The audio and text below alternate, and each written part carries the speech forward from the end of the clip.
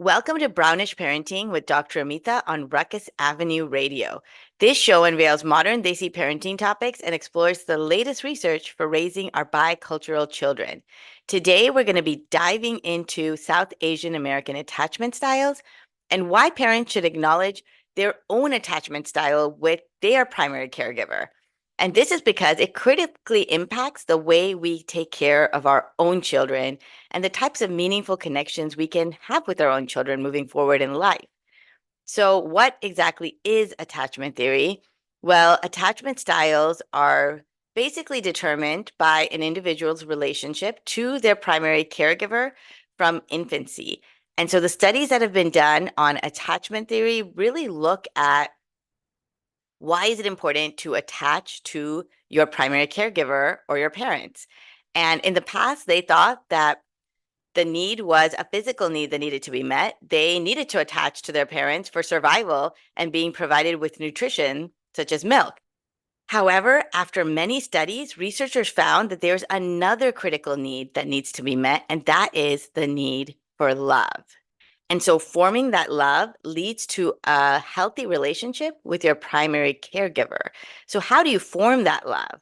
Well, in infancy, that's all about how responsive that caregiver is to an infant's needs and how much safety and comfort they can provide. So, in the beginning, that's being able to decipher between all the different types of cries an infant gives off, how they rub their eyes when they're tired, whether they have a gassy cry, whether they have a cry for being hungry or being bored, being in loud environments.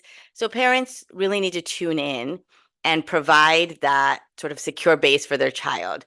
Now, a popular test that can determine what a child's attachment style is called the strange situation test. Now, it's strange because a stranger actually comes into the room. So let me go ahead and explain the test first. And it's typically given during the first 2 years of life.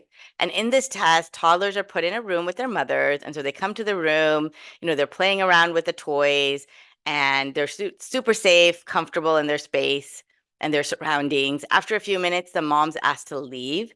And so the child typically starts to exhibit some frustration there and wanting to have the mother come back. And then all of a sudden, this stranger appears. And then now the child's definitely unsure of what's going on and who this new person is. And they're super upset that their mother left. So they start crying. Now, the most important part of this experiment is when the mother comes back. And they call this the reunion. And this shows what kind of attachment style parents have to their children. Because if that child can calm down using their mother as a secure base, and then they get back to being curious about the environment and playing and looking around, that's really great. They are able to use that mother to get back to doing what they were doing before this happened. Now, if the mother cannot calm the child down, if the child just keeps crying, they're really, really frustrated, they just can't calm down, or maybe they're pushing the mother back because they're angry, well, that leads to an insecure, anxious attachment. They're not sure about the mother. They're not sure if the mother can calm them down or what just happened and if the mother's going to consistently be there. Now, another type of insecure attachment is called insecure avoidant. Now, this is where the child just seems really sad or sullen. Even after the mother's returned, they're not really engaging in eye-to-eye contact with the mother. They're just kind of sitting there with the mother. And so, again, this is an insecure attachment, and this one would be insecure avoidant. They're avoiding that mother. Now, our early relationships with our parents or our caregivers typically creates our attachment styles. So there are 4 attachment styles based on the research. And so I wanted to just define them for you today. And the first one is secure attachment, which is that you can trust people easily, you can connect to your emotions, you have self-regulation and emotional regulation skills, you communicate when you're upset. Insecure anxious means you may have a sensitive nervous system. You may struggle to communicate your needs. You may act out when you're triggered. Insecure avoidant downplays importance of relationships. So these individuals are typically very independent, they're self-reliant, but what happens is they can get very vulnerable when there's a big crisis that emerges. And then the last one, which is the least common type, it's called insecure disorganized. This typically happens where there is a lot of childhood trauma. And so that infant and toddler is frightened and maybe scared of their parents. And so this can lead to individuals who have low self-esteem and high anxiety in relationships, and they fear being rejected. Today, we want to look at how our attachment styles play a role in how we parent our children. How do we interact with them? What do we say and do that has influenced the ways in which we care for our children? Now, our attachment style can predict how well we get along with others in relationships moving forward in life. Our parents are that blueprint that provide that attachment for us. And then we take that and we have friendships based on that attachment style. We have romantic relationships. For South Asian Americans, we want to think about the trauma our families have had in the past and how that can inform the type of attachment we currently have with our spouses and our children. It also informs the way we parent our children today. So today I want to take you back to the past to look at how our own families have played a role. When we think about how we attach to our caregivers, we have to think about the challenges that they were going through when they immigrated here. And so they had to acculturate as first generation South Asian Americans. They were the first generation to come here and they left their countries. They had to immigrate. And research studies really highlight this need for minority groups to address this acculturative stress or the stress of just having to figure out how one fits into the dominant culture. If first generation parents who immigrated here and were the first generation to be exposed to the US culture, if they felt socially isolated because they couldn't figure out how to create that sense of belonging during that immigration process, maybe they didn't feel supported by their communities because again, they were not part of that dominant culture. And then on top of that, they were also dealing with the stress of raising their children without support. Then that could have led to particular parenting behaviors that made it very difficult to be responsive to their children during the infant and toddler years. So today we want to talk about how to best support our children and what this could mean when we interact and connect with them and what works best for us and for them. So we want to discuss how to cultivate that secure attachment because children who are secure with their attachments, the research shows that they tend to be happier, kinder, more socially competent. They're more trusting of others, and they do have better relationships with their parents, siblings, and their friends. They do better in school, they're physically healthier, and they create more fulfilling relationships as adults. So let's pause for a break. And when we come back, we're going to meet our guest, Ektha Aggarwal, a licensed clinical social worker, to talk to her more about South Asian Americans and attachment styles. Welcome back. We left off talking about why it's important to talk about South Asian Americans and the attachment that we had to our parents or our primary caregivers. Let's go ahead and introduce our featured guest. Today we have Ektha Aggarwal, who is a licensed clinical social worker and a multifaceted leader in the field of mental health, distinguished by her role as a founder of both Shakti Therapy and Healing Services and Jiva Mental Health. She pioneers a holistic and psychotherapeutic approach, emphasizing the profound interconnectedness of individual well-being with the broader fabric of life, recognizing that our health, actions, and spirits are deeply intertwined with both the natural world and our communities. Ektha integrates ancient Eastern wisdom with contemporary scientific methodologies to address the root causes of mental distress rather than merely easing symptoms. Her innovative treatments include psychedelic assisted therapy and holistic interventions aimed at facilitating deep, transformative healing. Her work not only heals individuals, but also fosters a community spirit that celebrates cultural richness and mutual support. I want to thank Ektha for being here today to help guide us through understanding attachment in parent-child relationships. Today we have Ektha Aggarwal, who is a licensed clinical social worker and a multifaceted leader in the field of mental health, distinguished by her role as a founder of both Shakti Therapy and Healing Services and Jiva Mental Health. She pioneers a holistic and psychotherapeutic approach, emphasizing the profound interconnectedness of individual well-being with the broader fabric of life, recognizing that our health, actions, and spirits are deeply intertwined with both the natural world and our communities. Ektha integrates ancient Eastern wisdom with contemporary scientific methodologies to address the root causes of mental distress rather than merely easing symptoms. Her innovative treatments include psychedelic assisted therapy and holistic interventions aimed at facilitating deep, transformative healing. Her work not only heals individuals, but also fosters a community spirit that celebrates cultural richness and mutual support. I want to thank Ekta for being here today to help guide us through understanding attachment in parent child relationships. So let's get into it. And before we do that, I just want to talk a little bit about your own upbringing, Ekta, and how your life experiences have led you to this career and this interest in attachment theory and being a psychotherapist today. Yeah, when I think about that, it's such a loaded question. But first, thank you for even having me here. I'm very Yeah. excited to have this discussion with you. My journey into mental health space, it's deeply rooted in my own experience of trauma and witnessing mental health struggles within my own family. Hmm. Surprise, surprise, that's every therapist's journey there. Yeah. Um, but from a very young age, I really learned to wear this mask where I hid all the scars of my trauma and I coped with it with this secretive struggle and even challenges with my mother's undiagnosed mental health issue. Hmm. As you might know, in a lot of South Asian communities, we are taught to handle pain, we're taught to Yeah. handle trauma Hmm. with masking it. And Yeah. that's our guard, that's our protection. And in Yeah. so many ways, just as everything in life is a duality, it leads many people to feeling isolated and unsupported. And that was Yeah. my experience. Yeah. And for many years, I believed that if I just dedicated myself towards pouring into others and helping others solve their challenges, hence my practice of Shakti therapy, that I Uh-huh. would heal myself.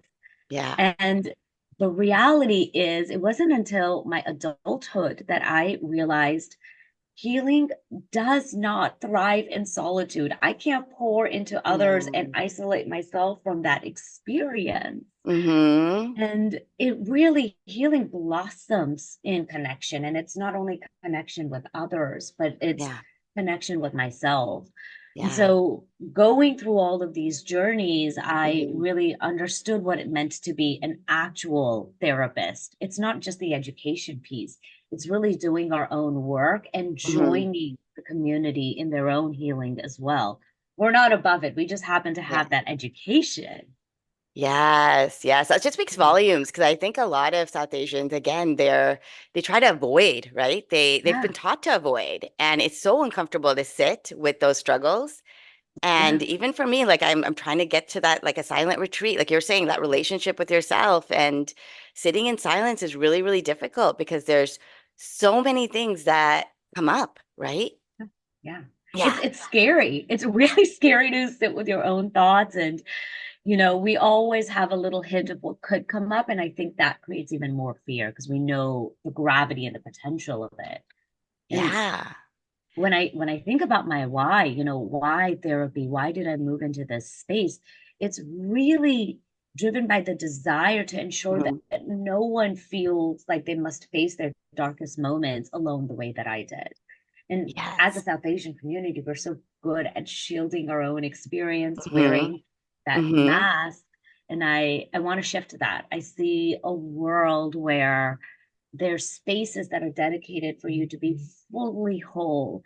Yeah. And that's welcomed. Whole in your pain, in your disgust, in your shame, in your joy, in your happiness, in your Yeah. fullness. And that's celebrated because that's the human experience. Yeah. Oh, so looking back, was there something that led you to thinking, okay, this is definitely the path for me?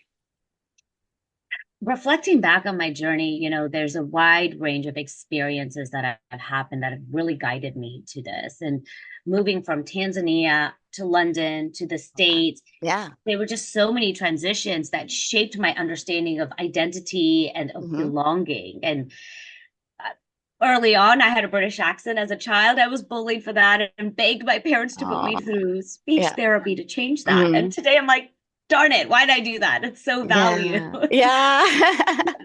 And that, and we had a huge socioeconomic jump from my Mhm. parents just being abundant and here struggling with the American experience and the dream, and Yeah. assimilating wasn't easy for them despite their best efforts. Hmm. They faced homelessness, which is so rare for any South Asian to to experience because we are the wealthiest Yeah. minority in states. Yeah. And there's a story I remember.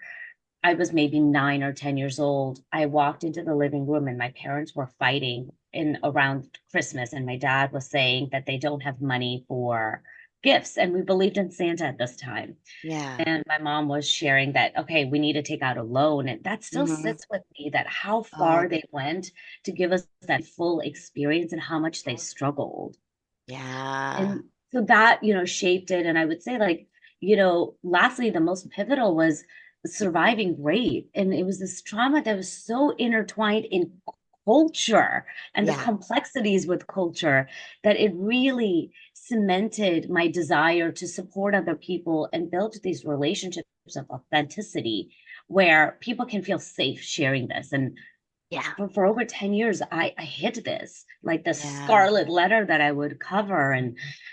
And today I look back and I'm so grateful for all those experiences because it built my relationship with God or goddess. And, shall I say Shakti? It built my relationship of Yeah. Shakti. And it made me who I am. And I have profound gratitude for that.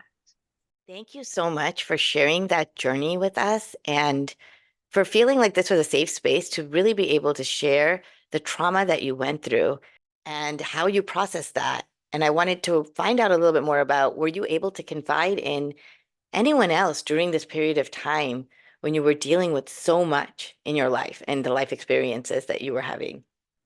I dealt with Yeah. it alone. I Oh, dealt wow. with it. It was so scary.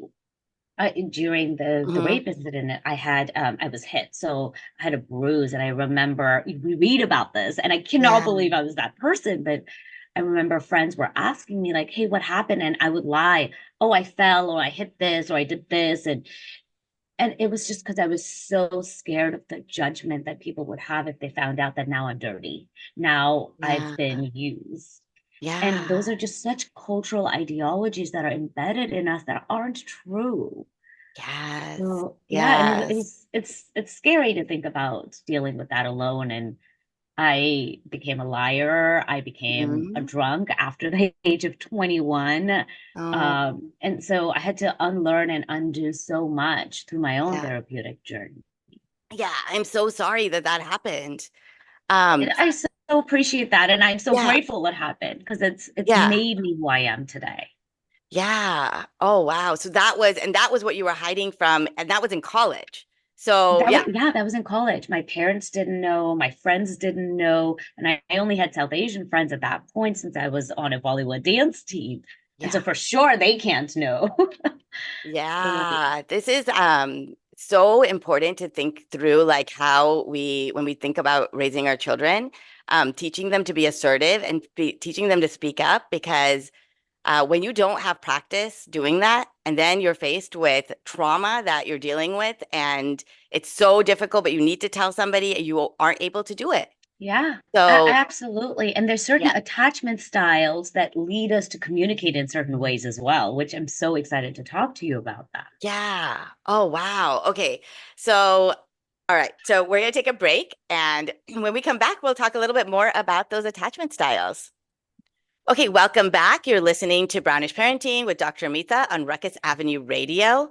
We're now going to talk about attachment styles. And Ektha, what you, from your experiences, have seen as maybe the most common attachment styles for South Asian American families.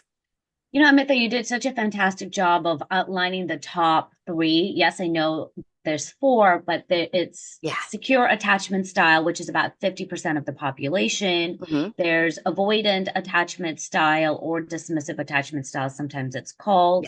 And then there's anxious attachment style. And there's like that tiny 4% that's a mix of anxious avoidant.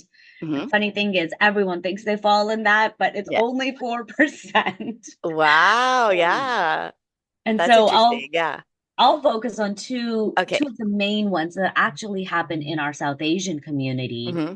And that's, surprise, surprise, the anxious attachment style and the Uh-huh. avoidant attachment Yes. style. Okay.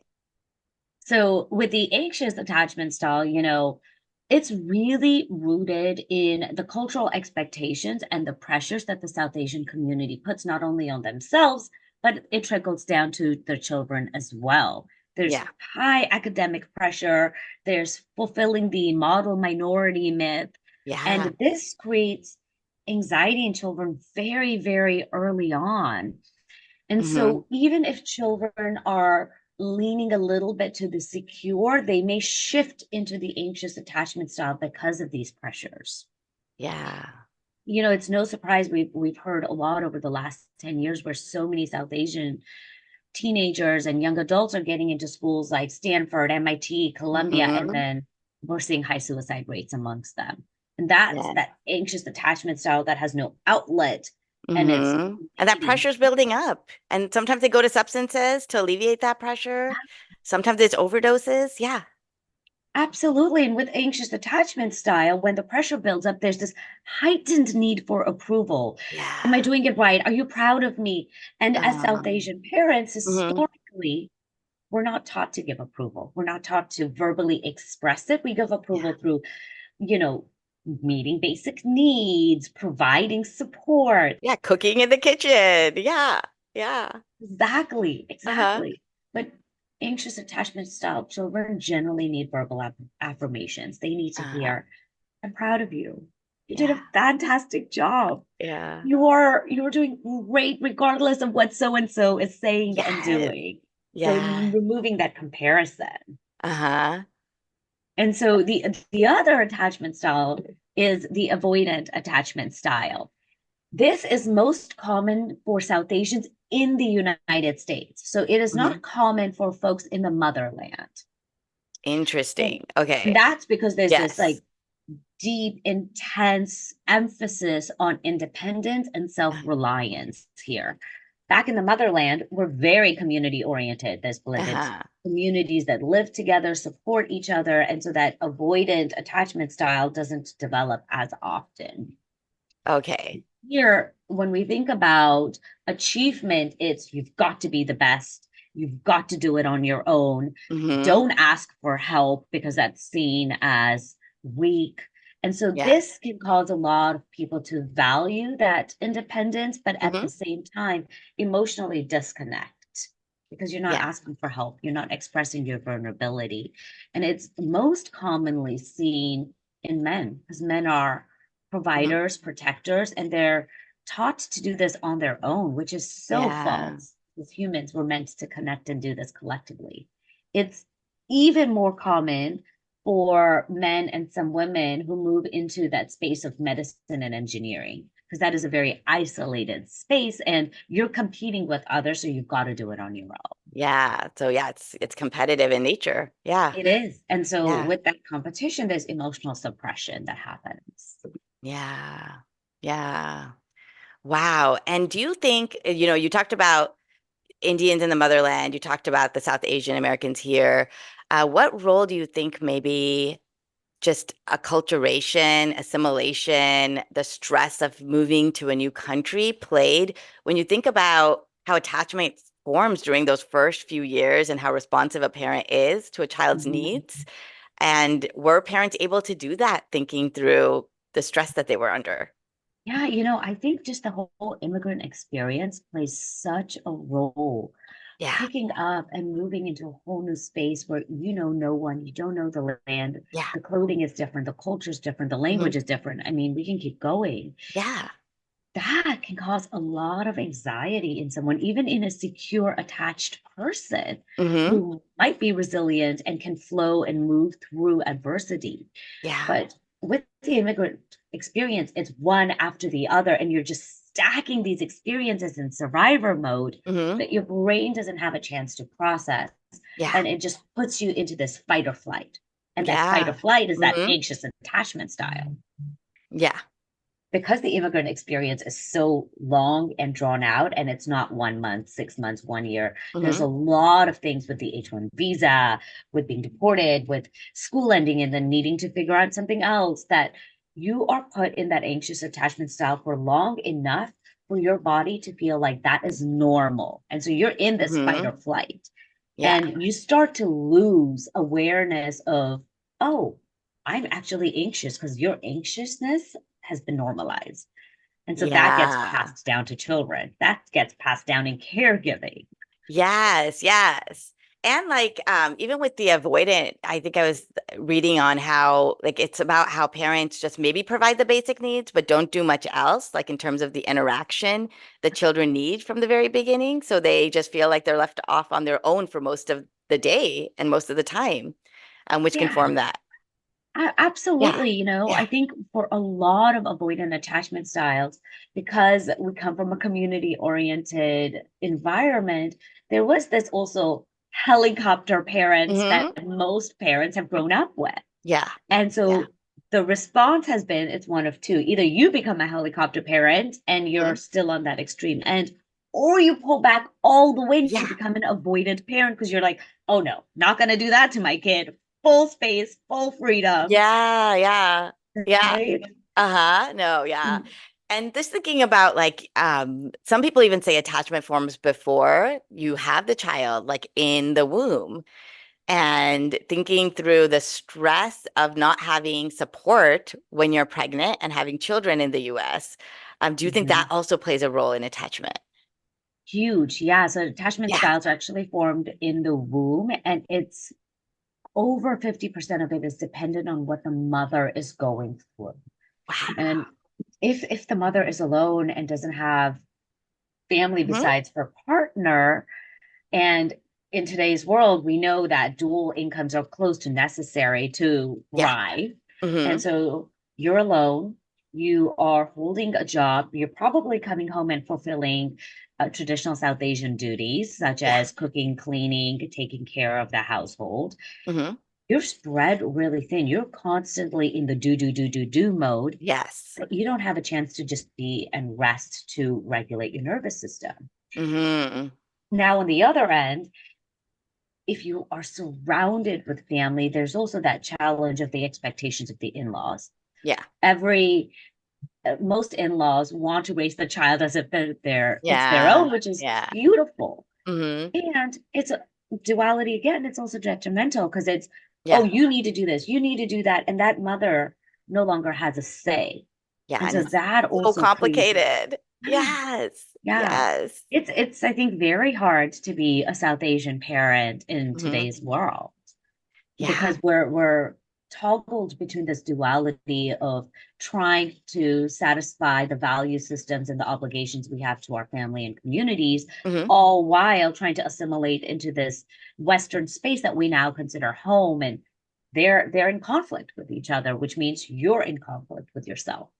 Yeah. And I think it goes back to then, like, as you were talking about the duality, thinking through what causes the stress inside of the mother and what the mother can handle in terms of being around family and the support, being by themselves, feeling very isolated, and Mm. how that stress then trickles down to their children and how responsive they can be and the type of care they can provide them. Right. Yeah, So, really being in absolutely. tune with yourself. Abs- Absolutely. And, Yeah. also emotional expression during pregnancy. Are you able to share, Hmm. I need this, I have to do this, I love this, I feel this way? Or are you suppressing your emotions? Because that also trickles down then into Yes, attachment. and South Asian women, if you suppressed it, you often don't know what you need. So, Exactly. Yeah. Yeah. yeah, awesome. All right, so we're going to take a break, and when we come back, we'll talk a little bit more about how a parent's attachment style trickles down to their children and what their children may need.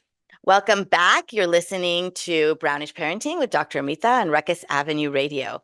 We're now going to talk a little bit more about attachment styles and how parents can best support their children. So, before we do that, how would a parent find out what their own attachment style is to their caregiver? Because that informs so much of the caregiving they give to their children. That's a great question. There's a lot of quizzes online, a lot of tests that you can Yes. take that'll give you a hint. And I say that with a lot of caution at the same Yeah. time. A big part of when we take these tests and quizzes on our own, Hmm. it's based on our own perception and not perspective. And Yes. we tend to either over scrutinize ourselves or see ourselves in the best light. And so it's always skewed. Yeah. My recommendation, if you're ever looking to learn about your attachment style, it's go to a therapist. Hmm. They are able to pick and pull the difference between perception and perspective. Perception is rooted in the bias of self. Uh-huh. Perspective is seen as a holistic viewpoint. Wow, I And love that distinction right there. Yes, perception versus perspective. yeah, Yes. Wow. absolutely. And Okay. we all have blind spots. And so Yeah. a therapist will be able to pick out that blind spot.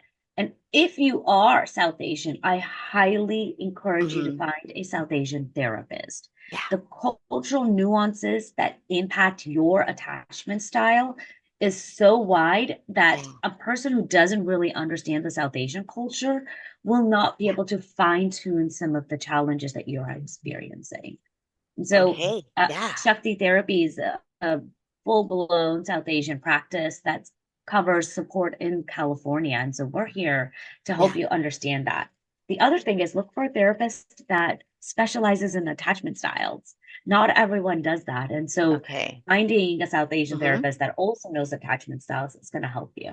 Oh, yeah, that's key. And again, it's key to know this because again, if you're an anxious parent and you have an anxious attachment style and you're a parent, then that could mean that you are that helicopter parent or you're around your child and you're asking them, Yeah. different things at different times, and your child may be avoidant and they may not want that. So Yeah. to form that secure attachment, it's going to take understanding your own attachment as well as your child's. And so we're going to get to the older age group in just a little bit, and if their attachment's already formed. But I want to start with the early childhood years and talk to you a little bit more about what parents should know when they're thinking about forming that secure attachment with their children.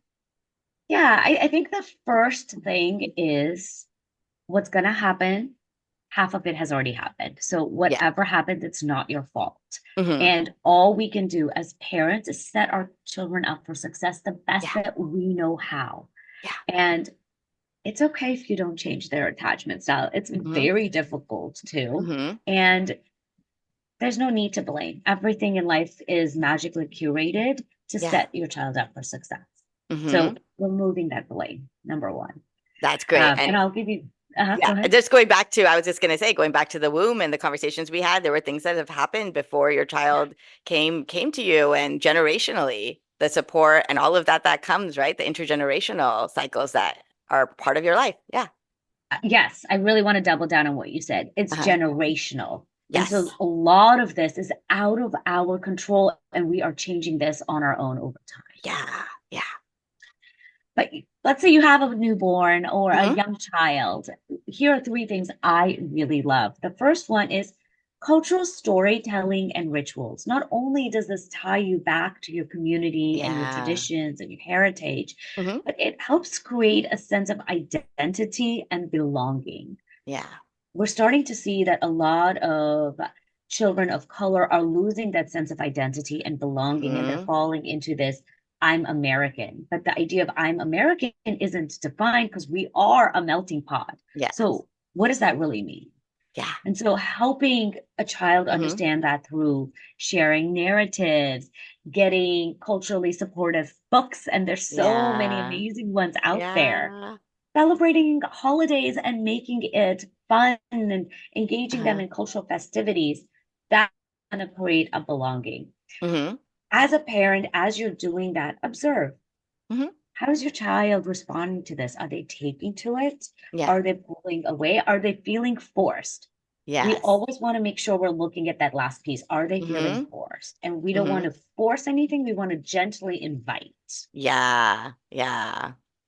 The other one is this is my favorite. It's Huh? mirror play. I love mirror play, and it's a form of Yeah. role playing.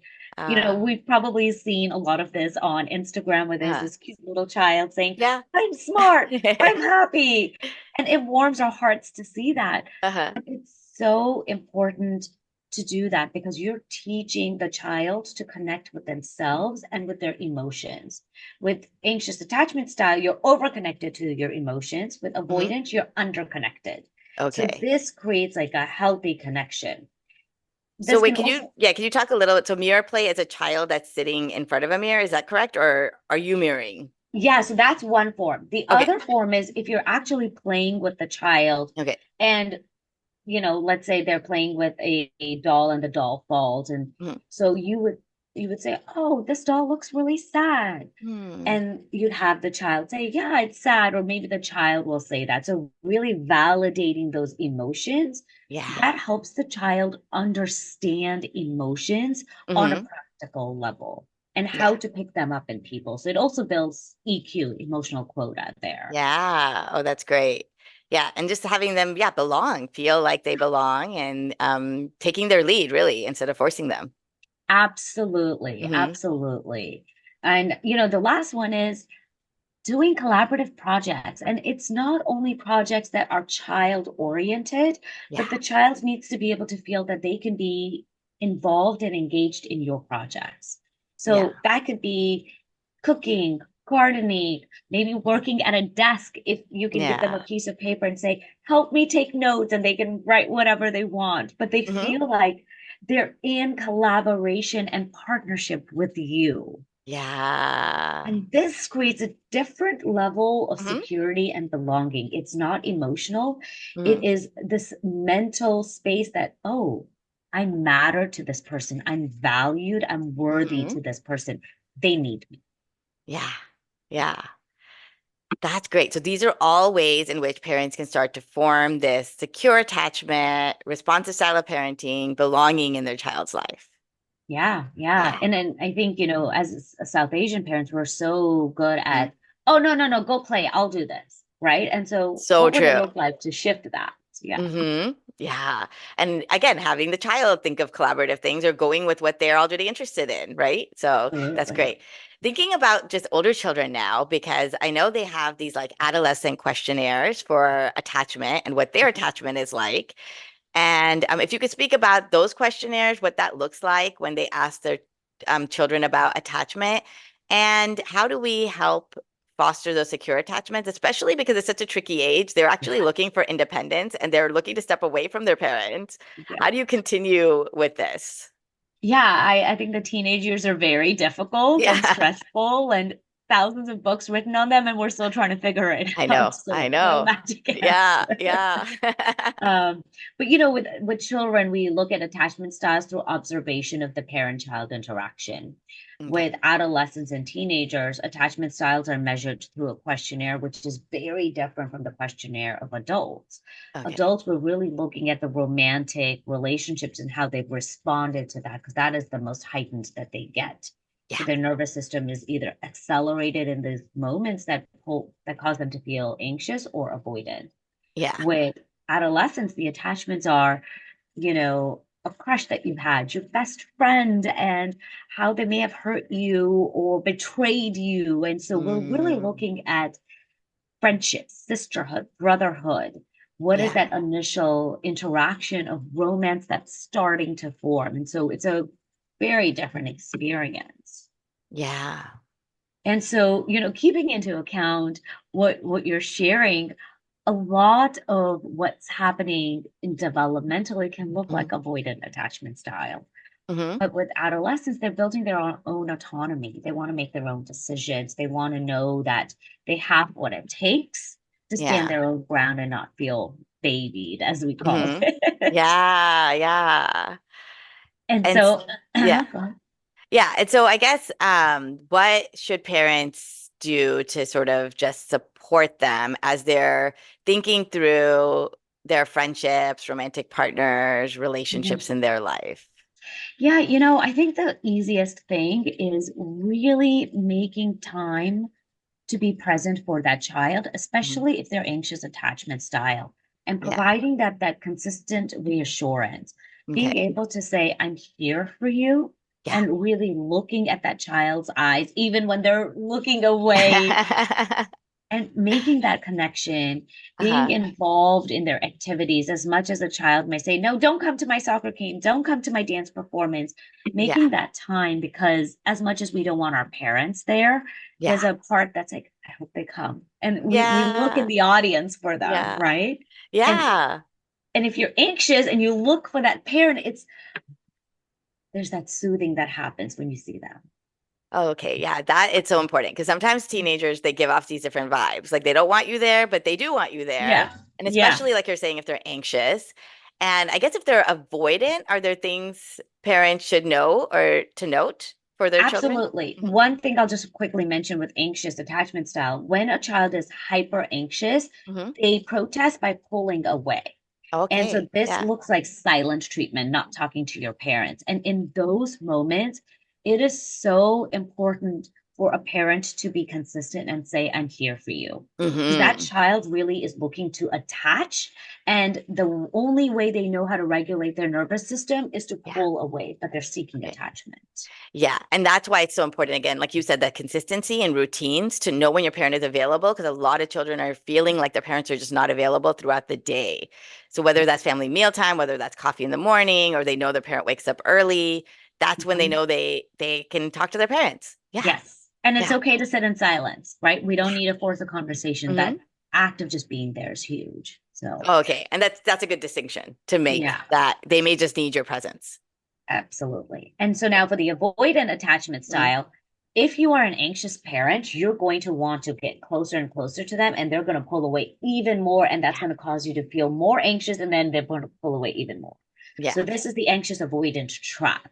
Hmm. And if your child is pulling away, it is so important to give them space. Okay. When you give them space, they're going to regulate their nervous system and come to you. And Okay. so something I really like to tell your child, like to tell parents is you're not ignoring your child while giving them space. It's okay to Yeah. say, when you're ready, I'm here for you. I'm going to check in with you every day and you get to let me know when you're ready. Oh, nice. That way it's Yeah. consistent and you're Uh, giving them space. yeah. Oh, that's great. Okay. Yeah. Another thing is participating with your child for an avoidant attachment Hmm. adolescent, participating with them in activities by not engaging with them. Yeah. Just creating that exposure of, hey, we're in the same room together, but we don't need to interact, will start to create that safety for that adolescent that, oh, my parent is there. Oh, okay, okay, I'm okay. And then eventually Yeah. they're going to start to participate in those activities with you. But that exposure of just being in the same room, but doing your own thing can be very healthy in the beginning to help Yeah. develop security. Yeah, that's a great point. Like I remember all these family parties where, I was maybe playing carom with other kids or other parents. My kids noticed, and then eventually they'll come and want to Yeah. play. So Yeah, just providing that environment. Yeah. absolutely. Yeah. Awesome. Okay, so we are going to take a break. When we come back, we'll talk a little bit more about just secure attachment and what else you're seeing out there in your practice. Welcome back to Brownish Parenting with Dr. Amita. We are at the end here, and I wanted to just recap why that secure attachment is so important for us to keep in mind as parents as we lay that foundation for those relationships moving forward. And so, Ekta, like, what would you say is key to keeping in mind for secure attachments? Secure attachments are, or let me back up and say, attachments Yeah. are the blueprint of how we form relationships with ourselves and with the world. They're also the Wow. blueprint of how we develop emotional safety and trust. Hmm. And so, secure attachments, we always want to strive towards that. And I want to share that we as human beings have all three attachment styles. Okay. One just happens to be more dominant than the Hmm. others. And Okay. so, our journey is going to be towards getting that secure attachment style to be the more dominant one. Uh-huh. The reason that that's important is you could still be secure and be anxious in certain moments or be avoidant in certain moments, and Yeah. that's okay. Yeah. But when you have a secure attachment style, that voice in your head starts to lower. And we call Hmm. this like the monkey mind, the deep network, the ego. You're Hmm. not judging yourself, you're not judging others as harshly because you're very comfortable. You're comfortable picking up the phone and saying, hey, I like you. Do you want to go on a date? Yeah. This isn't really working out. I wish you the best. It was so nice to meet you. You're not overthinking, what do I send? Yeah. Or you're not ghosting and pulling away, Uh-huh. right? Which So, both are so common. It's so hard to do the first way you just stated, where you just are direct and assertive. Yeah. Yeah. yeah. And the most important part in that is you feel emotionally safe doing that. You're not Uh, overthinking any of that. And yeah. that's just romantic relationships. But this Hmm. transcends in your relationships with your parents and being able to gracefully set boundaries and saying, Mom, Dad, I love you, but I really need this space. I need Yeah. you to like let me go. It's Yeah. it transcends in work relationships. It's being Hmm. able to say, hey, as much as I want to do this, I'm not able to at this time. Let's look at my caseload and see what do we need to renegotiate and prioritize. Yeah. And feeling okay doing that. Those are some of our best leaders. They're not overworking because they're anxiously attached. Hmm. They're not, too prideful because they're avoidantly attached. And so Hmm. you can see that secure attachment styles impact trust, relationships, Yeah. communication, and Hmm. all of those things are foundations on what creates a healthy and happy life. It's being your authentic self. And I think that is so, so important.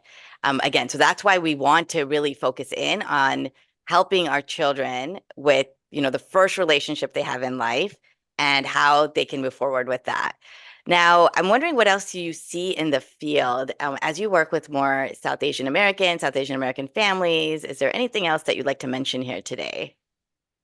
Yeah, absolutely. I would say, since COVID, we have seen an uptake in South Asians utilizing therapy services. So I love that. I lift Hmm. that up and I really Yeah. honor the courage that it takes to reach out. Yeah. So that's exciting. Yeah. And in that process at Shakti Therapy, we're starting to see that a lot more men are getting into relationships Hmm. with women, and it's the abusive connection here. And again, it's Mm. the attachment styles, Yeah. and the abuser is the woman.